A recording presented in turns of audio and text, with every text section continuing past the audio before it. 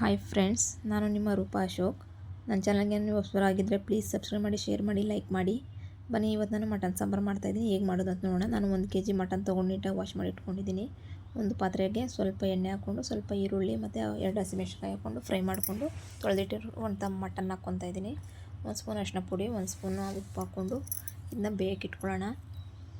ಇಲ್ಲಿ ಮಸಾಲೆ ರೆಡಿ ಮಾಡ್ಕೊಳ್ಳೋಣ.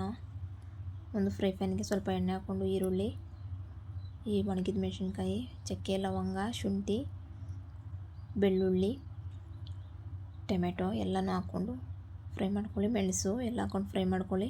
ಇದಕ್ಕೆ ಒಂದು ಸ್ವಲ್ಪ ಕೊಬ್ಬರಿ, ಹುರಿಗಡಲೆ, ಗಸಗಸೆ, ಧನಿಯಾ ಪೌಡರು, ಕೊತ್ತಂಬರಿ ಸೊಪ್ಪು ಎಲ್ಲನೂ ಹಾಕ್ಕೊಂಡು ಮಿಕ್ಸಿಗೆ ಗ್ರೈಂಡ್ ಮಾಡ್ಕೊಳ್ಳಿ.